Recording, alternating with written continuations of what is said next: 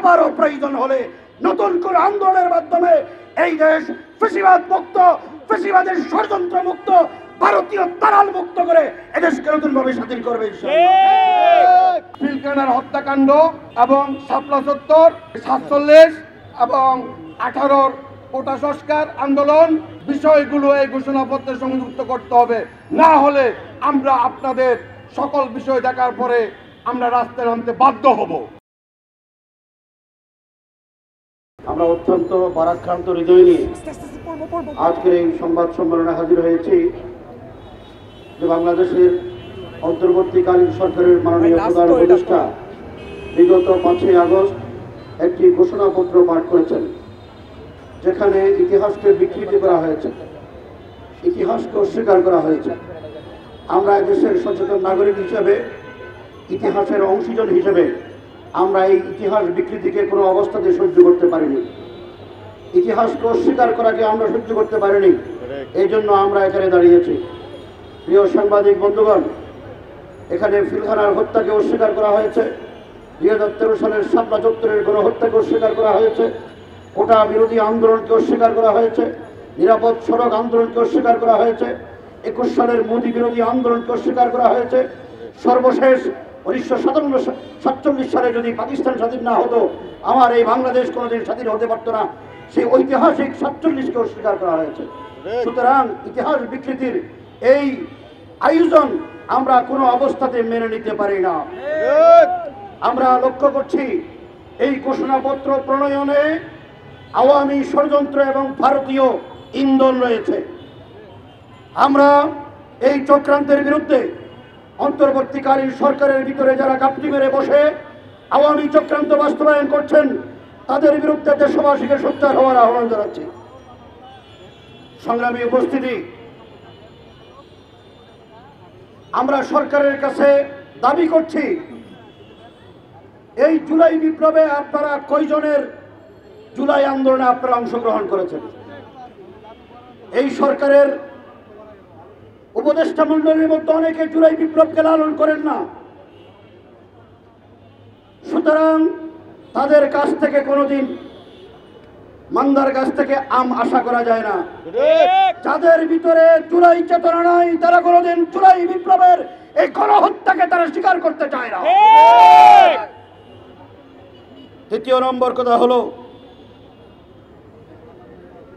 আমরা ঘোষণাপত্রে ইতিহাসকে সন্নিবেশন করার জন্য আমরা অনুরোধ করছি, মাননীয় প্রধান উপদেষ্টা, আপনার প্রতি যথাযথ সম্মান রেখে বলছি, আজকে 2013 সালের শাপলা চত্বরে যদি গণহত্যার চেতনা না হতো, তাহলে দেশের ছাত্র জনতা, তৌহিদি জনতা, মাদ্রাসার ছাত্র শিক্ষকদের কোটার কোনো প্রয়োজন ছিল না।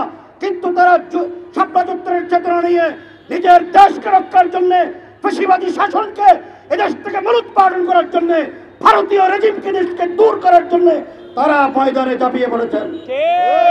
সুতরাং এই ইতিহাসকে আপনারা অস্বীকার করেছেন, ঘোষণাপত্রে জায়গা দেন নাই। মনে রাখবেন, এই দেশের ইতিহাসেও আপনাদের জায়গা কিন্তু হতে নাও পারে।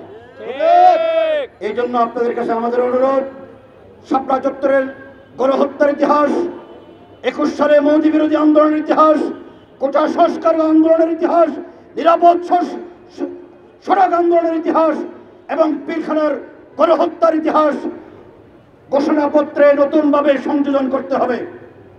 এই ঘোষণাপত্র নতুনভাবে তৈরি করে জাতির সামনে উপস্থাপন করতে হবে। আমরা সরকারের কাছে স্পষ্টভাবে দাবি করছি, এর যদি ব্যত্যয় ঘটে, এই ঘোষণাপত্র দেশবাসীকে সাথে নিয়ে আমরা প্রত্যাখ্যান করব। সুতরাং কথার দীর্ঘায়িত না করে আমাদের শেষ বক্তব্য হলো, একটি রাষ্ট্রের ঐতিহাসিকভাবে যেসব ঘটনা সংঘটিত হয়েছে, বাংলাদেশের ইতিহাসে পাঠ্যপুস্তকে এই ইতিহাসকে লিপিবদ্ধ করে নতুন প্রজন্মকে শেখাইতে হবে। আমাদের শেষ কথা হলো, অন্তর্বর্তীকালীন সরকার, আপনারা ক্ষমতায় এসেছেন এদেশের ছাত্র জনতার রক্তের সিঁড়ি বেয়ে। সুতরাং এই রক্তের সাথে যদি কোনো ধরনের গাদ্দারি হয়, ইতিহাস আপনাদেরকে ক্ষমা করবে না। এই ইতিহাস থেকে ফ্যাসিবাদী আওয়ামী দুঃশাসন থেকে দেশের মানুষ রক্ত দিয়ে দেশকে স্বাধীন করেছেন, দেশের মানুষকে স্বাধীন করেছেন, দেশের অখণ্ডতাকে রক্ষা করেছেন, ভারতীয় আগ্রাসনকে মোকাবেলা করেছেন। আবারও প্রয়োজন হলে নতুন করে আন্দোলনের মাধ্যমে এই দেশ ফ্যাসিবাদ মুক্ত, ফ্যাসিবাদের ষড়যন্ত্র মুক্ত, ভারতীয় দালাল মুক্ত করে এদেশকে নতুনভাবে স্বাধীন করবে ইনশাআল্লাহ। আল্লাহ আমাদের সবাইকে তৌফিক দান করুন। আজকে যারা এই যৌথ সংবাদ সম্মেলনের আয়োজন করেছেন সবাইকে আন্তরিকভাবে মোবারকবাদ জানাই, গণতান্ত্রিক আন্দোলনকে মোবারকবাদ জানাই। সকল সাংবাদিক বন্ধুরা আমাদের কথা ধৈর্য সহকারে শোনার জন্য আপনাদেরকে মোবারকবাদ, ধন্যবাদ জানাই। সবাই ভালো থাকুন, সুস্থ থাকুন। আল্লাহ হাফেজ। আসসালামু আলাইকুম ওয়া রাহমাতুল্লাহ। একটি ঘোষণাপত্র প্রকাশ করেছেন বর্তমান সরকার, যে ঘোষণাপত্র বাংলাদেশের কোনো বুদ্ধিজীবী অথবা প্র্যাকটিশনার তৈরি হয়নি। আমরা এটা স্পষ্ট বলতে পারবো, এই ঘোষণাপত্র ভারতের প্র্যাকটিশনার তৈরি করা হয়েছে।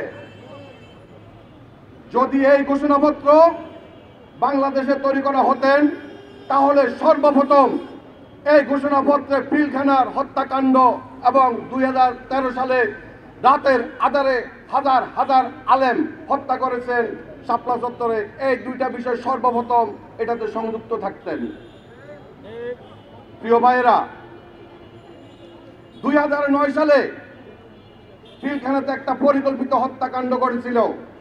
যেই হত্যাকাণ্ড তৎকালীন সরকার শেখ হাসিনা সহ তার দোসরেরা এই হত্যাকাণ্ড ঘটিয়ে 18,519 জন বিডিআর সদস্যকে তারা মিথ্যাভাবে চাকরিচ্যুত করেছেন এবং জাল জুলুমের অত্যাচার স্বীকার করেছেন। এবং এখনো পর্যন্ত আমাদের অনেক ভাই বিনা অপরাধে কারাগারে বন্দী অবস্থায় আছেন। আমরা স্পষ্টভাবে জানাতে চাচ্ছি, আমাদের কারাবন্দী ভাইদেরকে অতি তাড়াতাড়ি যেন কারাগার থেকে মুক্তি দেওয়া হয় এবং তার সাথে সাথে 18,519 জন বিডিআর সদস্যকে যেন চাকরিতে পূর্ণ বহাল করা হয়।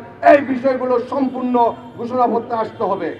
আর যদি এই বিষয়গুলো ঘোষণাপত্রে না আসেন, আমরা ঘোষণাপত্রের বিরোধিতা করতেছি না, আমরা ঘোষণাপত্রের সাথে আমাদের বিষয়গুলো সম্পূর্ণ সংযুক্ত করার জন্য অনুরোধ করছি। যদি সংযুক্ত করা না হয় তাহলে এই ঘোষণাপত্র আমরা প্রত্যাখ্যান করব বিডিআর কল্যাণ পরিষদের পক্ষ থেকে। প্রিয় ভাইয়েরা, আমাদের ভাবতে আশ্চর্য লাগে, এখনো পর্যন্ত সরকারের বিভিন্ন জায়গায় আওয়ামী দূষণেরা গাপটি মেরে বসে আছেন আর উনারা আঙ্গুলের ইশারায় দেশ পরিচালনা করছেন এবং আমরা তাতে পরিচালিত হয়ে যাচ্ছি। আমরা স্পষ্টভাবে বলতে চাচ্ছি, এই ঘোষণাপত্রে পিলখানার হত্যাকাণ্ড এবং শাপলা চত্বর 47 এবং 18 কোটা সংস্কার আন্দোলন প্রত্যেক বিষয়গুলো এই ঘোষণাপত্রে সংযুক্ত করতে হবে। না হলে আমরা আপনাদের সকল বিষয় দেখার পরে আমরা রাস্তায় নামতে বাধ্য হব। এই বলে আমি আমার বক্তব্য শেষ করছি। আসসালামু আলাইকুম ওয়া রাহমাতুল্লাহ। দাঁড়িয়েছি যেখানে সত্য ইতিহাস ও জনগণের আত্মত্যাগ এই এক নির্মম অবহেলা শিকার হয়েছে।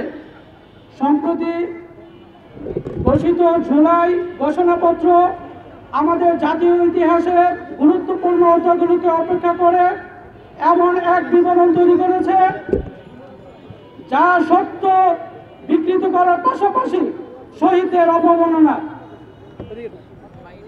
আমরা লক্ষ্য করছি এই ঘোষণাপত্রে পিলখানা হত্যাকাণ্ড এবং 18,000 বিডিআর সদস্যদের চাকরিচ্যুত হওয়ার বিষয়টি অপেক্ষিত।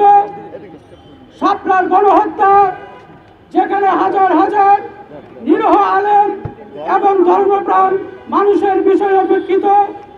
2018 সালের কোটা সংস্কার আন্দোলনের বিষয়টি অপেক্ষিত।